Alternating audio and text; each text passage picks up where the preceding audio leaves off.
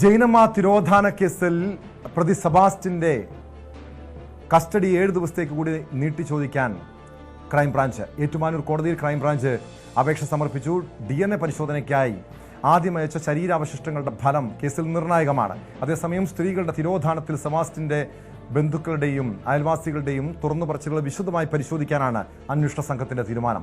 ഇവരുടെ വിശദമായ മൊഴി വൈകാതെ രേഖപ്പെടുത്തും. ബിന്ദു പത്മനാഭൻ തിരോധാന കേസിൽ ആദ്യം അന്വേഷണ സംഘത്തിന് വീഴ്ച സംഭവിച്ചതായി സഹോദരൻ പ്രവീൺ ആരോപിച്ചു. ബിന്ദുവിന്റെയും തന്റെയും പേരിലുണ്ടായിരുന്ന 3 ഏക്കർ ഭൂമി സെബാസ്റ്റ്യൻ തട്ടിയെടുത്തെന്നും പ്രവീൺ പറഞ്ഞു.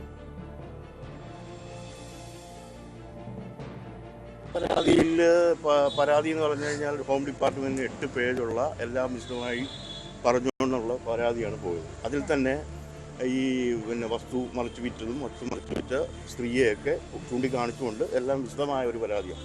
ആ പരാതിക്ക് FIR ഇടാൻ കാല സമയമെടുത്തു. ആ അന്വേഷണത്തിന് ഇച്ചിരി ലേറ്റ് വന്നു എന്നൊക്കെയുള്ള കാര്യങ്ങൾ ശരിയാണ്.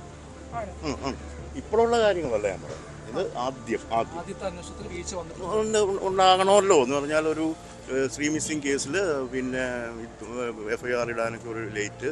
ഞങ്ങൾ പരാതിയായിട്ട് ചെന്ന് കഴിഞ്ഞാൽ അതിൻ്റെ മൊത്തത്തിലുള്ള സമീപനവും കാര്യമൊക്കെ നമുക്ക് മനസ്സിലാവുമല്ലോ. ഒരു ഡിലേ വരുമ്പോഴും അത് ശരിയാണ്. അത് കഴിഞ്ഞിട്ടുള്ള കാര്യങ്ങളിലൊന്നും എനിക്ക് ഒരു അഭിപ്രായ വ്യത്യാസവും അവർ ഇങ്ങോട്ട് തന്നെ പോകുന്നു.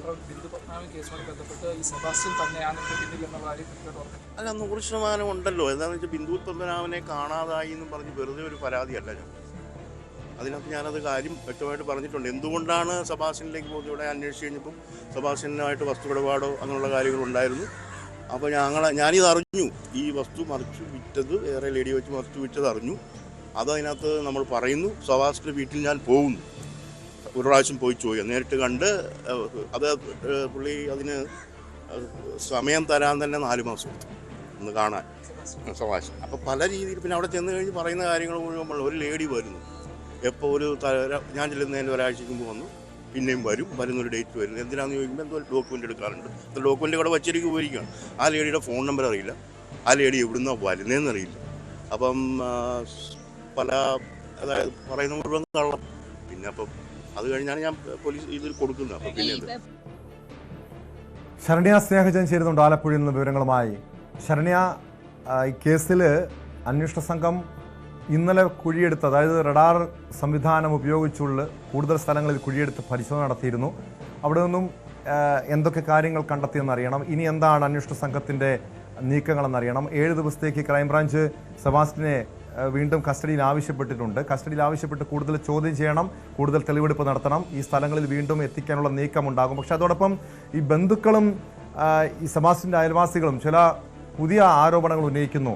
സെബാസ്റ്റ്യൻ ബന്ധുക്കൾക്ക് വിഷം നൽകി, ഭക്ഷണത്തിൽ വിഷം കലർത്തി നൽകി, എലിവിഷം കലർത്തി നൽകി അവരെ അപായപ്പെടുത്താൻ ശ്രമിച്ചു എന്ന രീതിയിലുള്ള ആരോപണങ്ങളും പുറത്തു വരുന്നുണ്ടല്ലോ. എന്താണ് ഈ സംഭവവുമായി ബന്ധപ്പെട്ട് ഏറ്റവും പുതിയതായി നൽകാൻ കഴിയുന്ന വിവരങ്ങൾ?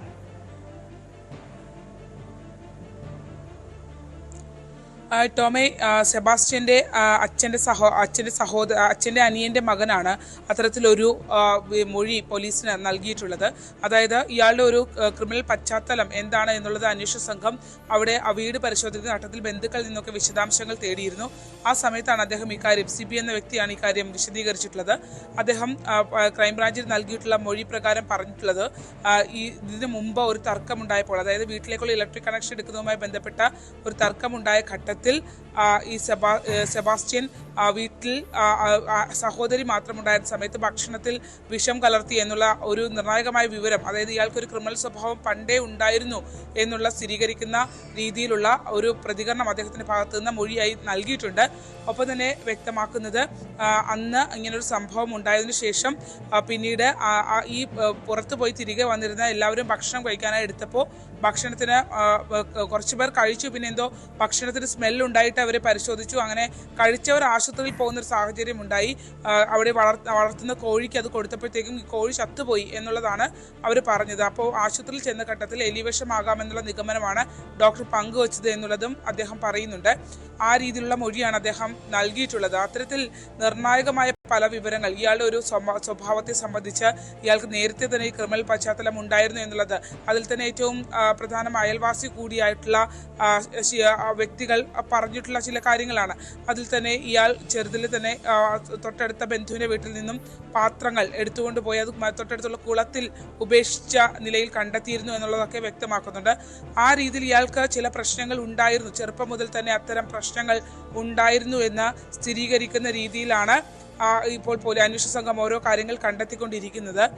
എന്തായാലും ആലപ്പുഴയിൽ അത്തരത്തിൽ ഈ ബിന്ദു പത്മനാഭൻ തിരോധാന കേസുമായി ബന്ധപ്പെട്ട് പരമാവധി ഇയാൾ ഇത്തരം ഒരു ക്രിമിനൽ സ്വഭാവമുള്ള ആളാണ് എന്നുള്ള സ്ഥിരീകരണത്തിലേക്ക് അന്വേഷണ സംഘം പല ആളുകളിൽ നിന്ന് മൊഴി രേഖപ്പെടുത്തിക്കൊണ്ടിരിക്കുകയാണ്. എന്തായാലും ഒന്നും വിട്ടുപറയാത്തൊരു സാഹചര്യത്തിലാണ് സെബാസ്റ്റ്യൻ മുന്നോട്ട് പോകുന്നതെന്നുള്ളതാണ് പറയുന്നത്. ആലപ്പുഴക്കാർക്ക് ഇതുവരെ കസ്റ്റഡിയിൽ കിട്ടിയിട്ടില്ല. ക്രൈംബ്രാഞ്ച്, കോട്ടയം ക്രൈംബ്രാഞ്ച് ഇപ്പോഴും പിന്നീടും അത് എനിക്ക് തോന്നുന്നു അന്വേഷണം അവരുടെ കസ്റ്റഡി നൽകുന്നതിന് വേണ്ടിയുള്ള നീട്ടിയെടുക്കുന്നതിന് വേണ്ടിയുള്ള കോടതി സമീപിക്കുന്ന അടക്കമുള്ള നീക്കങ്ങളിലേക്ക് അവർ പോയിട്ടുണ്ട്.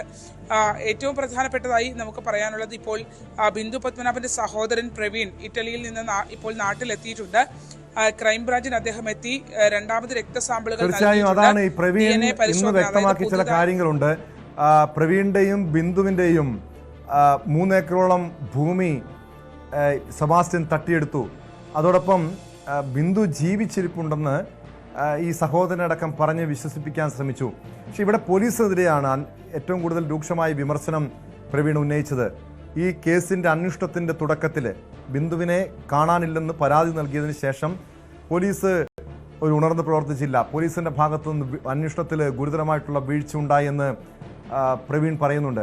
യഥാർത്ഥത്തിൽ അന്ന് പോലീസ് കൃത്യമായി അന്വേഷിച്ചായിരുന്നുവെങ്കിൽ ഇത്രയധികം അതിനുശേഷം ഇതുപോലുള്ള സ്ത്രീകളുടെ ഒരു തുടർച്ചയായുള്ള തിരോധാനങ്ങളോ അതല്ലെങ്കിൽ അവർ ഇന്ന് ജീവിച്ചിരിപ്പില്ലെങ്കിൽ അതുപോലുള്ള ദാരുണമായ സംഭവങ്ങളോ ഉണ്ടാകില്ലായിരുന്നല്ലോ.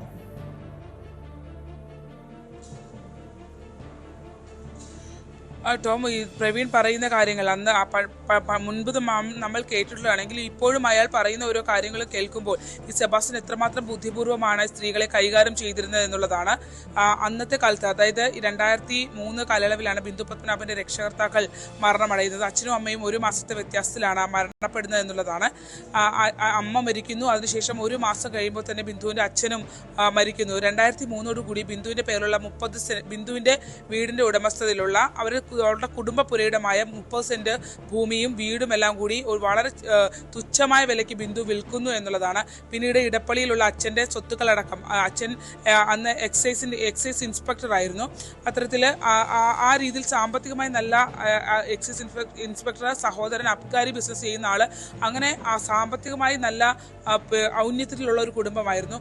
അവിടെ നിന്നാണ് ഈ പ്രവീണിന്റെ ബിസിനസ് സംബന്ധമായ ചില പ്രശ്നങ്ങളൊക്കെ ഉണ്ടാവുകയും പ്രവീൺ ഇറ്റലിയിലേക്ക് പോകുന്ന സാഹചര്യം ഉണ്ടായിരുന്നു. അതായത് 96 പ്രവീൺ ഇറ്റലിയിലേക്ക് പോകുന്നു. അതിനുശേഷം പിന്നീട് ഈ ബിന്ദുവും അച്ഛനും അമ്മയും മാത്രമാണ് വീട്ടിലുള്ളത്. അന്നത്തെ കാലത്ത് ഈ 96 കാലയളവിൽ ബിന്ദു അന്ന് MBA പഠിക്കുന്നതിനായി ബാംഗ്ലൂർ ഇവരെ പഠിക്കുന്നുണ്ടായിരുന്നു. ആ പോയി വരുന്ന ഘട്ടത്തിലാണ് പ്രവീൺ ഒരു ഘട്ടത്തിൽ അറിയുന്നത് ഈ കുടുംബ സ്വത്തായ 30 സെന്റ് ഭൂമി, ആ വീടും 30 സെന്റ് മേലുണ്ടെന്നാണ്, അത് വിറ്റു എന്നുള്ളത്. അങ്ങനെ പ്രവീൺ ഇത് അന്വേഷിച്ച് 2013 നാട്ടിലേക്ക് വരുന്നത്. ചില പ്രശ്നങ്ങൾ വിസ സംബന്ധിച്ചും ഉണ്ടായിരുന്നു. അങ്ങനെ നാട്ടിലേക്ക് വരുന്ന ഘട്ടത്തിൽ 2017 ഇയാൾ സെബാസ്റ്റ്യനെ കാണാൻ ശ്രമിച്ചപ്പോൾ പോലും 4 മാസം പ്രവീണിനെ നടത്തിച്ചിട്ടാണ് കണ്ടതെന്നുള്ളതാണ്. ഒപ്പം തന്നെ ഇയാൾ ഓരോ ഘട്ടത്തിലും ജീവനോടെ ഇവർ ഉണ്ട് എന്ന് ഫോൺ സംഭാഷണവും മറ്റു കാര്യങ്ങളുമൊക്കെ ഇങ്ങനെ കേൾപ്പിച്ചുകൊണ്ടേയിരുന്നു. ബന്ധുക്കളെ കാണിച്ചു, പുറകെ നിന്ന് കാണിച്ചു, അതാണ് ബിന്ദു എന്ന് പറഞ്ഞ അടുത്ത ആരെയും കാണിച്ചിട്ടില്ല. ആ രീതിയിൽ ഇവർ ട്വിസ്റ്റ് ചെയ്ത്. ആലപ്പുഴയിൽ നിന്ന് ശരണ്യ സ്നേഹജനാണ് വിവരങ്ങൾ നൽകിയത്. എന്തായാലും ഈ പ്രവീണിന്റെയും അതോടൊപ്പം സെബാസ്റ്റ്യന്റെ ബന്ധുവിന്റെയും മറ്റ് അയൽവാസികളുടെയും ഉൾപ്പെടെയുള്ള മൊഴികൾ വിശദമായി പരിശോധിക്കേണ്ടതാണ്. ഇയാൾ കൂടുതൽ പേരെ അപായപ്പെടുത്തിയിട്ടുണ്ടോ, അപായപ്പെടുത്താൻ ശ്രമിച്ചിട്ടുണ്ടോ എങ്കിൽ അതേക്കുറിച്ചുള്ള വിവരങ്ങളും പോലീസ് അന്വേഷിക്കണം.